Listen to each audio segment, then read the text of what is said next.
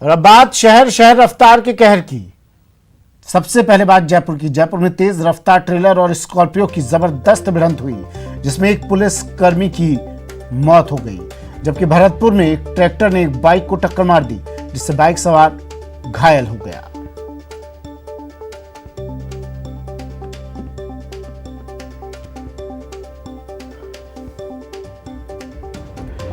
बड़ी खबर चूरू से। चूरू के राजगढ़ में भी सड़क हादसा हुआ है। पुलिस की गाड़ी इस हादसे में दुर्घटनाग्रस्त हुई है। हादसे में हेड कांस्टेबल की मौत हो गई। मौत होने की खबर मिल रही है। हादसे में चार कांस्टेबल घायल भी हुए हैं। चूरू के राजगढ़ में सड़क हादसा, बड़ी खबर। पुलिस की गाड़ी दुर्घटनाग्रस्त, हेड कांस्टेबल की मौत की सूचना। मनोज शर्मा चूरू से सहयोगी फोन लाइन पर जुड़ गए हैं। मनोज, क्या जानकारी है? जी, मैं बताना चाहूंगा कि देर रात 11:15 के लगभग ये जयपुर के हरमाड़ा के अंदर ये सड़क हादसा हुआ है, जहां चूरू जिले के राजगढ़ पुलिस थाने से जो हेड कांस्टेबल और 4 पुलिसकर्मी उनके साथ थे, वो जयपुर जा रहे थे एक गैंगरेप के मामले में आरोपियों की धरपकड़ के लिए, और इसी दौरान ये सड़क हादसा हुआ है। एक ट्रोले से इनकी जो गाड़ी है वो टकराई है, जिसके बाद जो हेड कांस्टेबल शीशराम है उनकी मौत हो गई, और जो 4 पुलिसकर्मी है वो घायल हुए हैं, जिनका वहीं सरकारी अस्पताल में इलाज चल रहा है। जी मनोज, एक बार फिर बताइए, हादसा किस जगह पर हुआ है? ये हादसा जयपुर के हरमाड़ा क्षेत्र में हुआ है। देर रात की ये घटना है। घायल हुए कांस्टेबल्स की स्थिति क्या है अभी? जो घायल कांस्टेबल है उनका अभी इलाज जारी है। जैसा कि जो डीएसपी राम प्रताप बिश्नोई है, उनसे मेरी बात हुई है। उन्होंने ये बताया कि जो 4 पुलिसकर्मी है उनका वहाँ इलाज चल रहा है, और एक गैंगरेप का जो मामला राजगढ़ थाने में 5 तारीख को दर्ज हुआ था। ठीक है, शुक्रिया मनोज तमाम जानकारी के लिए। तो चूरू से पुलिसकर्मी जयपुर आ रहे थे। जयपुर के हरमाड़ा थाना इलाके में यह हादसा हुआ। 4 कांस्टेबल घायल हुए हैं, पुलिस की गाड़ी दुर्घटनाग्रस्त, एक हेड कांस्टेबल की मौत की भी खबर। और जयपुर से एक और बड़ी खबर आ रही है। ट्रेलर और स्कॉर्पियो में टक्कर हुई है। हादसे में एक पुलिसकर्मी की मौत, हादसे में 3 पुलिसकर्मी घायल हुए हैं। चूरू के पुलिसकर्मी जयपुर आ रहे थे, आरोपियों की तलाश में जयपुर आ रहे थे। हरमाड़ा के टोडी मोड़ के पास यह हादसा हुआ। तो ये हादसे की डिटेल अब आपको दे रहे हैं। जयपुर में यह हादसा हुआ, ट्रेलर और स्कॉर्पियो में टक्कर। हादसे में एक पुलिसकर्मी की मौत हो गई, 3 पुलिसकर्मी घायल भी हुए हैं। चूरू से पुलिसकर्मी जयपुर आ रहे थे आरोपी की तलाश के लिए, और हरमाड़ा के टोडी मोड़ के पास यह हादसा हुआ।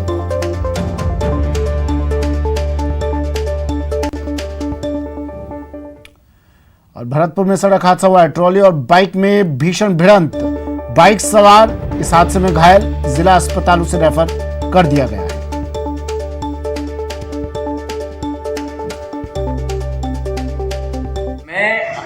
भीमनगर के लिए जा रहा था, तो रोड पर ही इस लड़के का एक्सीडेंट मिला। तो यहाँ वहाँ रोड पर ये पड़ा हुआ था, तो मैं इसको मोटरसाइकिल पर लेकर आ गया। कहाँ पे लाया? इसने अपनी बाइक मोटरसाइकिल में ठोक दी, जिससे इसका एक्सीडेंट हो गया। और जैसलमेर के पोखरण से बड़ी खबर आ रही है। पोखरण पुलिस की बड़ी कार्रवाई, अवैध शराब से भरी बोलेरो जब्त की है। धुड़सर गांव में दबिश देकर शराब बरामद की गई है। पंचायत चुनाव को लेकर ये शराब लाई गई थी। सीओ मोटाराम चौधरी के नेतृत्व में ये कार्रवाई की गई। एसपी अजय सिंह के निर्देशन में ये पूरी कार्रवाई की गई। बड़ी खबर, जैसलमेर के पोखरण में पुलिस की बड़ी कार्रवाई, अवैध शराब से भरी बोलेरो जब्त। पंचायत चुनाव को लेकर ये शराब लाई गई थी यहां पर, लेकिन उससे पहले ही पुलिस की बड़ी कार्रवाई, सीओ मोटाराम और एसपी अजय सिंह के निर्देशन में ये कार्रवाई की गई। और भरतपुर में पशु चारे में आग लग गई, जिससे चारा जलकर राख हो गया। जानकारी के मुताबिक आग बिजली फॉल्ट होने से निकली चिंगारी के कारण लगी थी। सूचना पर पहुंची दमकल की गाड़ियों ने आग पर काबू पा लिया।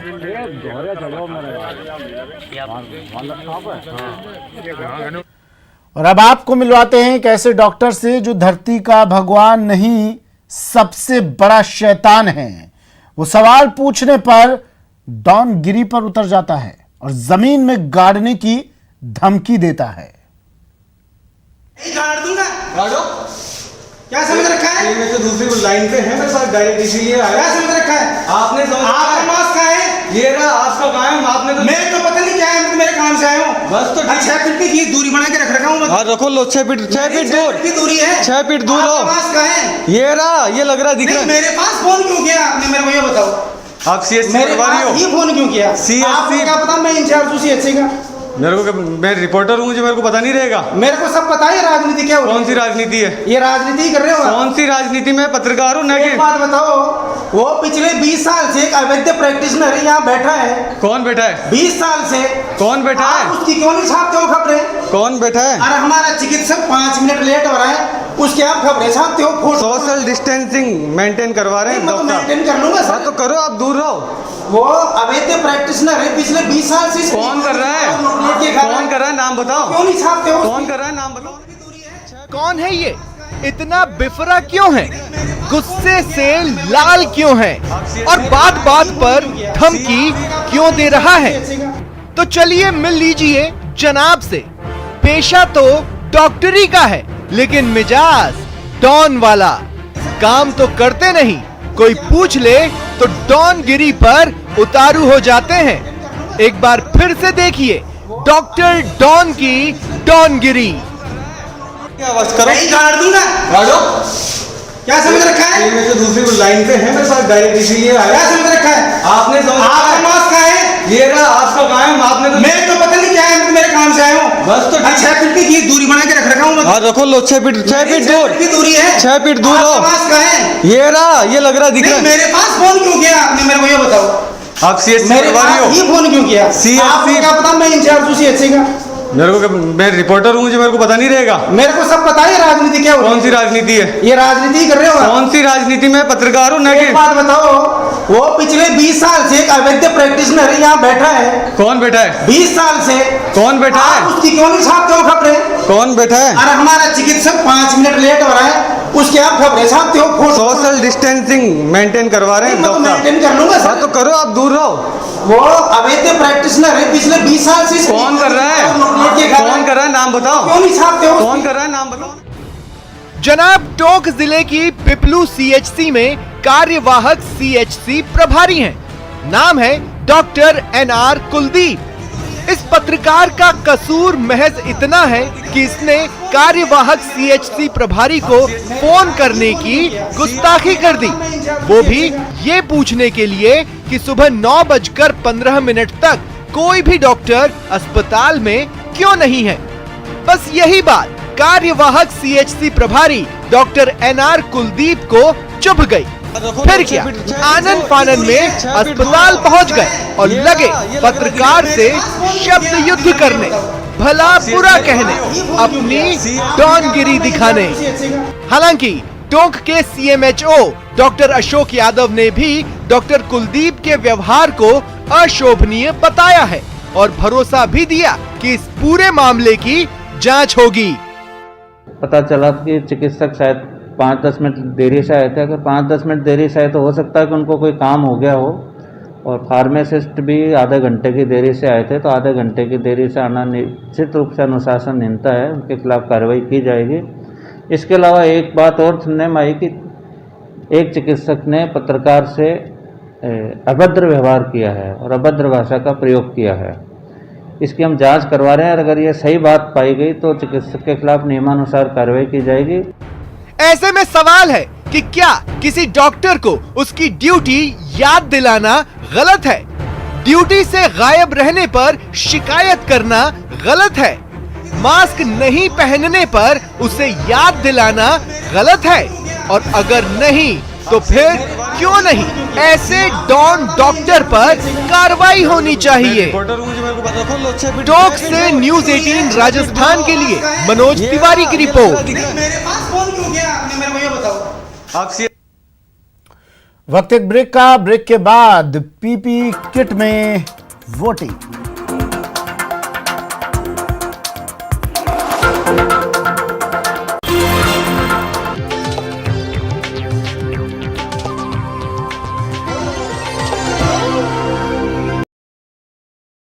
फैसलों पर लोगों का रेजिस्टेंस सड़कों पर जरूरी है खरी बात, हर किसी की भागीदारी पर।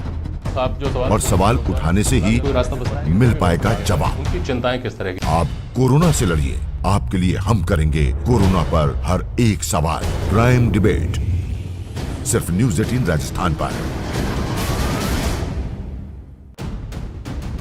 देश के दिल की हर बात अपराध की, अपराधियों की, बात समस्या की, समाधान की, बात होगी हर एक सियासी घमासान की। करेंगे आपसे हर बात, पहुंचाएंगे आप तक हर खबर। बस आप सुरक्षित रहिए, कोरोना से बचिए और देखिए 30 मिनट में हिंदुस्तान, सिर्फ न्यूज़ 18 राजस्थान पर।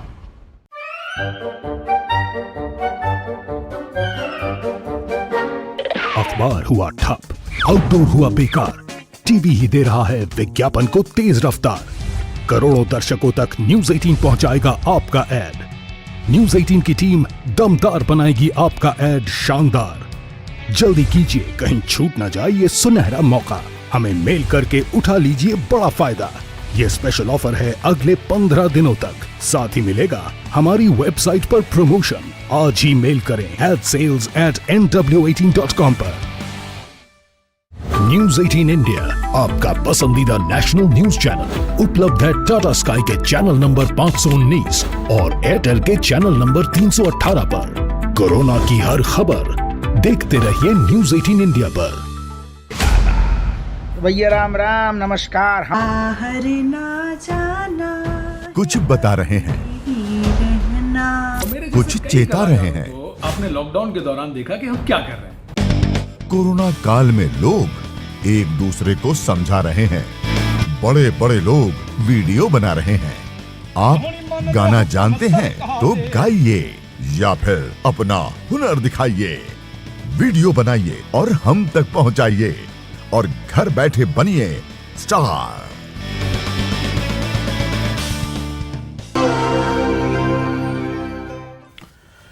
ब्रेक के बाद स्वागत है आपका। लोकतंत्र के महापर्व के मायने क्या हैं? प्रतापगढ़ से आई ये तस्वीरें उसकी बानगी हैं। देखिए, यहां पर ग्राम पंचायत के चुनाव में 8 कोरोना पॉजिटिव मतदाता पीपीई किट पहनकर वोट डालने पहुंचे। ये लोग गाड़ी में सवार होकर मतदान केंद्र पहुंचे और प्रॉपर सोशल डिस्टेंसिंग और सभी कोरोना गाइडलाइंस का पालन करते हुए मतदान किया। हालांकि मुश्किलें और चुनौतियां काफी थी, लेकिन प्रशासनिक सहयोग और मतदाताओं की मजबूत इच्छा शक्ति ने इसे मुमकिन कर दिखाया और समाज को संदेश दिया कि एक एक वोट कितना कीमती है। ये मिसाल है उन लोगों के लिए जो चुनाव के दौरान मतदान करने नहीं जाते। और अब हम आपको एक ऐसी तस्वीर दिखाने जा रहे हैं जो आपको डरा सकती है और उससे भी ज्यादा सरकारी दावों की पोल भी खोल देगी। ये वो तस्वीर है जिसकी कल्पना कर आपका कलेजा मुंह को आ जाएगा। देखिए, झुंझुनू के नवलगढ़ के सरकारी कोविड सेंटर की डरावनी तस्वीर। कोविड केयर सेंटर का हाल देखिए। सरकार कोरोना से लड़ने का इंतजाम देखिए। सरकार डॉक्टरों की लापरवाही।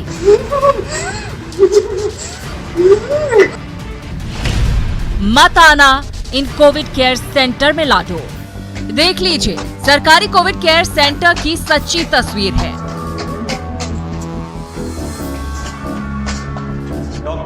गौर से देखिए, ये तस्वीर भयानक और डरावनी है। इतनी डरावनी कि बस देखकर आप सिहर जाएंगे। अभी आप लोग क्या लेके आए हो? सोच में पड़ जाएंगे और बस यही कहेंगे, मत आना इन कोविड केयर सेंटर में लाडो। देखिए, ये सरकारी कोविड केयर सेंटर की तस्वीर है।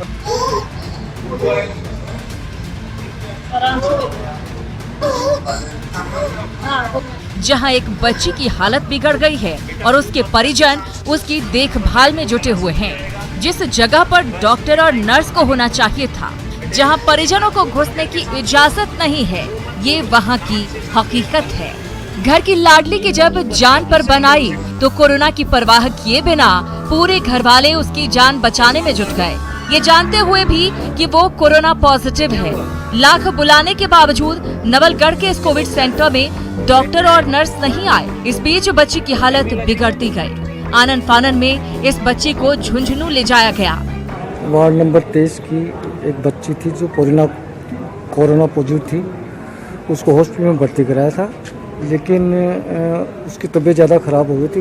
तबीयत ख़राब होने से उस बच्ची को ऑक्सीजन की ज़रूरत थी, लेकिन उसको टाइम पे ऑक्सीजन नहीं मिला।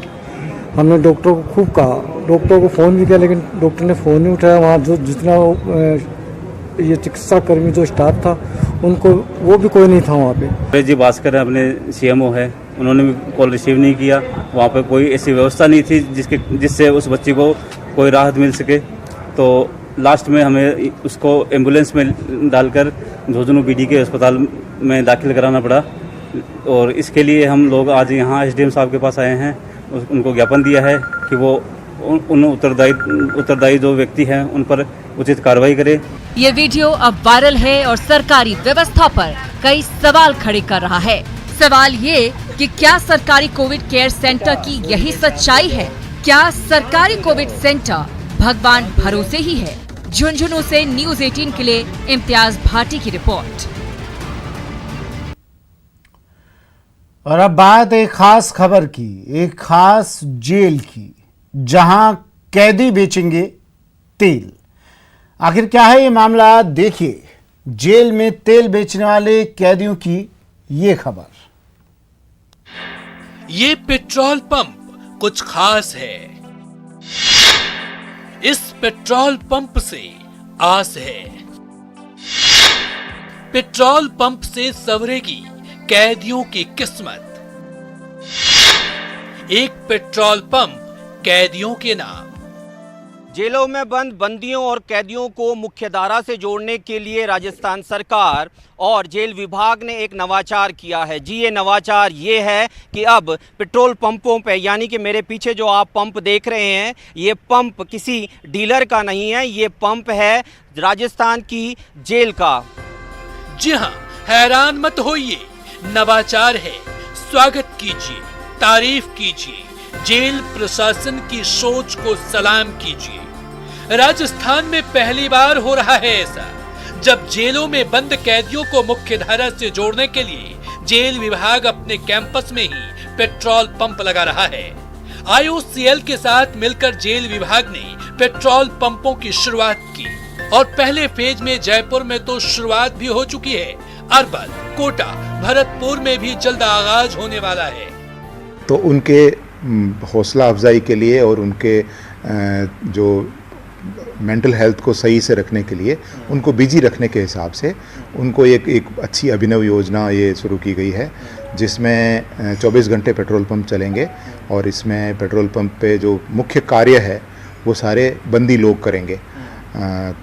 पेट्रोल भरने का, जिसमें पेट्रोल भी होगा, डीजल भी होगा, CNG भी होगा। खास बात यह है कि इस पेट्रोल पंप की सारी जिम्मेदारी कैदियों के ऊपर ही होगी। अब जरा जान लीजिए किन कैदियों को इस पेट्रोल पंप में काम मिलेगा। कम से कम 6-7 साल तक बिना किसी उल्लंघन के पूरा अपना टेन्योर पास किया हो, जिन्होंने कभी भी पैरोल में भागे नहीं हों, व्यवहार जिनका अच्छा रहा हो, जो कुछ थोड़ा पढ़ लिख सकते हों क्योंकि बिल काटना पड़ेगा, तो इस तरह के बंदियों को वहाँ पर काम में लेंगे। उनके लिए नियम बनेंगे, उनके समय समय पर हाजिरी होगी, उनके ऊपर एक अधिकारी भी लगेगा। तो ये एक अच्छी अभिनव पहल है जो कि राजस्थान की 4 जेलों में अभी की गई है और अंतोदगत्वा लास्ट तक 10 जिलों में ये व्यवस्था की जाएगी। केरल में पहले से ही इस तरह के पेट्रोल पंप खोले जा चुके हैं। जेल विभाग को उम्मीद है कि इससे कैदियों को रोजगार तो मिलेगा ही, जेल प्रशासन की भी इनकम होगी। भविष्य में जेल विभाग की ऐसी 10 पेट्रोल पंप खोलने की योजना है। जयपुर से न्यूज़ 18 के लिए राकेश गुसाई की रिपोर्ट। और बड़ी खबर, बाड़मेर नाबालिग गैंगरेप मामले में बड़ा अपडेट। SP कलेक्टर अब अस्पताल पहुंचे हैं। पीड़ित परिवार से जानकारी ली इन्होंने। पीड़ित की स्थिति अभी भी नाजुक बनी हुई है। नाबालिग की स्थिति अभी भी नाजुक बनी हुई है और SP और कलेक्टर अब पहुंच गए हैं। पीड़ित परिवार से उन्होंने बातचीत की, अस्पताल पहुंचे हैं एसपी और कलेक्टर। बड़ी खबर, बाड़मेर नाबालिग गैंगरेप मामले में अपडेट।